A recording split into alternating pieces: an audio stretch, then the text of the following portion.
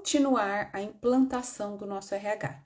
Já falamos da importância do processo de atração e seleção e agora eu quero falar com vocês sobre o processo de treinamento.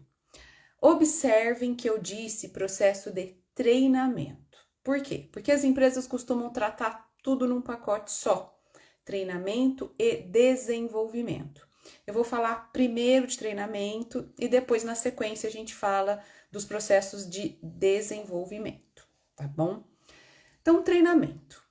Toda empresa que se preze precisa ter um processo de treinamento robusto, um processo de treinamento definido e precisa, obviamente, realizar treinamentos com suas equipes.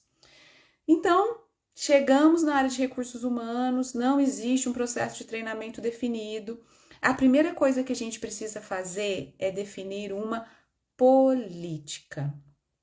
A política é a regra do jogo.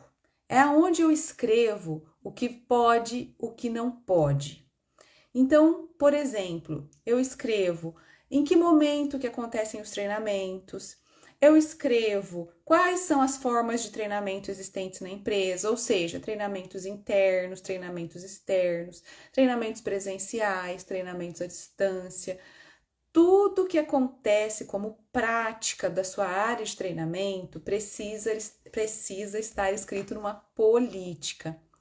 Então, a minha dica aqui é: não se atreva aí já sair desembestado fazendo treinamentos, sendo que você não definiu nem a regra do jogo.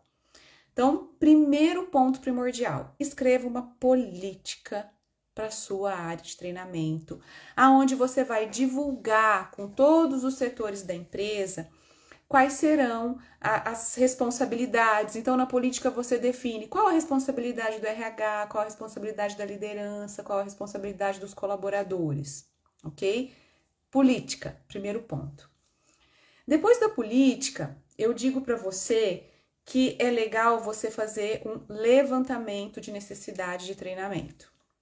Então, a famosa LNT, aonde você vai fazer o quê? Você vai sentar com os gestores da empresa e vai definir quais são os treinamentos necessários e obrigatórios para que os nossos colaboradores exerçam as funções onde eles estão alocados. Então, por exemplo, eu tenho um soldador.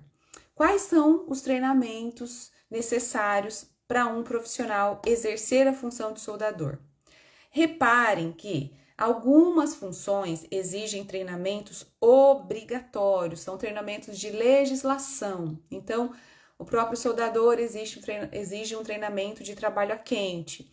O eletricista exige um treinamento, de uma NR, uma norma regulamentadora para trabalhar com eletricidade. E de acordo com a realidade da sua empresa, você vai definir, então, quais são os treinamentos obrigatórios de cada cargo. E geralmente o treinamento obrigatório ele tem uma periodicidade para acontecer. Ou seja, você vai ter que definir, bom, esse treinamento X ele tem que acontecer uma vez por ano. O treinamento Y tem que acontecer a cada 2 anos. Então, você já levanta qual o treinamento necessário e a periodicidade desse treinamento acontecer.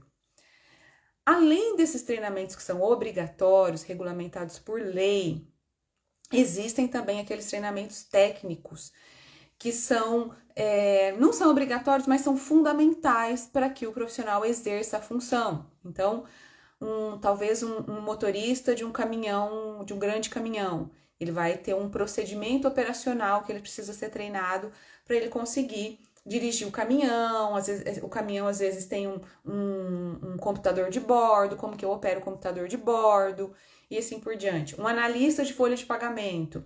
Às vezes existem uma série de treinamentos técnicos, de procedimento que ele precisa ser treinado, como acessar o sistema, qual o passo a passo do sistema. Então, você começa a definir com a liderança todos os treinamentos obrigatórios, técnicos e até comportamentais que o colaborador precisa ter. Eu não vou entrar aqui agora nos treinamentos comportamentais, porque o treinamento comportamental ele já faz uma pontezinha lá com a parte de desenvolvimento que eu falei que nós vamos falar num outro momento, ok?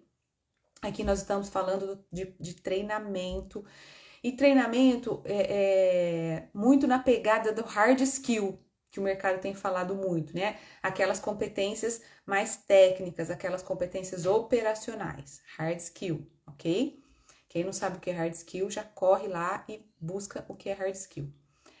Bom, escrevi a política, levantei a necessidade de treinamento. Uma boa área de treinamento que se preze, ela precisa ter avaliações da eficácia e eficiência e até de reação, né, dos seus treinamentos. Então, eu deixo aqui para vocês exatamente que você precisa criar uma avaliação de reação pós-treinamento, que é aquela avaliação que você aplica a hora que terminou o treinamento, o treinamento acabou de acabar, você vai questionar para as pessoas que participaram o que elas acharam do treinamento, se o treinamento foi interativo, se o instrutor foi um instrutor legal, se ela entrou sabendo uma coisa e saiu aprendendo coisas a mais, se a estrutura da sala estava boa, se faltou alguma coisa, ou seja, é uma avaliação de reação, aplicada automaticamente depois de que você termina o treinamento. Fora isso, existem também as avaliações de eficácia. E se você é um analista de treinamento ou um analista de recrutamento e seleção, você vai ser cobrado por ter esse tipo de avaliação no seu setor. Porque é através da avaliação de eficácia que você comprova que o treinamento foi ou não foi satisfatório, foi eficaz. E na avaliação de eficácia, você pode definir alguns modelos. Pode, por exemplo, ser uma prova. Então, você deu um curso de Excel e você aplica uma prova de Excel para verificar se aquele treinamento foi eficaz e a pessoa aprendeu o que ela deveria ter aprendido. Pode ser uma avaliação de acompanhamento que o próprio líder da pessoa vai fazer com ela.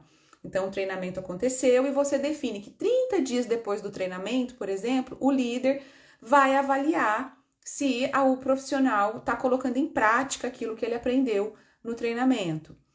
Pode ser uma própria avaliação de algo que ele tem que fazer na prática. Então, ele vai ter que ir lá para o setor dele e vai ter que configurar um simulador, configurar um painel e alguém vai checar também se ele aprendeu. Ou seja, de acordo com o treinamento, de acordo com o cargo, de acordo com o conhecimento que você está passando, você precisa definir qual a avaliação mais coerente para medir se o treinamento foi ou não foi eficaz.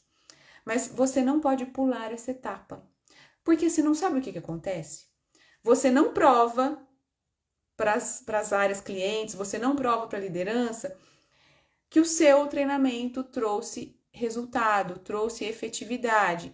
E aí, da próxima vez que você for falar que você quer aplicar um treinamento, muito provavelmente a liderança vai falar que não, porque não viu nenhum resultado, você não mediu nada. Então, é muito importante, inclusive, você atrelar, né, com essas avaliações alguns indicadores, né? Então, por exemplo, eu treinei um motorista em direção defensiva, para ele dirigir melhor aquele caminhão lá que a gente falou. Eu vou atrelar num indicador, por exemplo, de consumo de combustível. Porque eu sei que se ele dirigir melhor, dirigir de maneira segura, dirigir de maneira utilizando a direção defensiva, o consumo de combustível daquele caminhão tende a cair. Ou seja, você atrela o resultado do seu treinamento com o indicador do negócio. Olha o RH estratégico, conectando a prática de RH com um indicador do negócio. Importantíssimo. Todos os treinamentos que você der, que você conseguir atrelar com o indicador do negócio, ó, show de bola, você vai ganhar muitos pontos aí na liderança da sua empresa, ok? Então, já falamos de política, falamos do levantamento da necessidade de treinamento, falamos das avaliações de reação, de eficácia, atrelando isso a um indicador de negócio. Tem algumas outras coisas que são importantes você ter, que são pontos mais operacionais, como, por exemplo, você precisa cuidar de ter lista de presença, você precisa cuidar de registrar a presença de todo mundo, isso é muito importante. Eu já vi uma série de empresas que dão treinamentos, mas não fazem um registro adequado. A hora que você quer se certificar se o colaborador fez ou se ele não fez o treinamento, fica muito difícil, não tem lista de presença ou não guardou a lista de presença da maneira adequada. Então aqui eu até faço um parênteses de que o máximo que você puder utilizar de tecnologia para te ajudar no seu processo vai fazer muita diferença. Porque, por exemplo, a tecnologia pode te mostrar aqueles treinamentos que estão vencendo de uma forma automática, quem fez e quem não fez tal treinamento, pode fazer com que você tenha esse registro de uma maneira mais rápida, mais ágil, mais amigável. Mas mesmo que você não tenha tecnologia, você não pode deixar de fazer. Bom, você cumprindo com essas etapas, você vai ter estruturado um processo de treinamento. E como eu disse lá no começo, treinamento muitas vezes vem junto com desenvolvimento. E desenvolvimento tem muito mais conexão com o desenvolvimento de competências, de soft skills, não de hard skills. Tem muito a ver com carreira, com performance. E aí eu vou trazer todos esses conteúdos numa aula seguinte para você. Agora eu queria deixar claro para você a importância e os itens que você precisa cuidar dentro do seu processo de treinamento, ok? Se você tiver alguma dúvida sobre a área de treinamento, quiser me fazer alguma pergunta, deixa aqui embaixo nos comentários e eu vou ter todo o prazer de compartilhar e responder as suas dúvidas, tá bom? Até a próxima!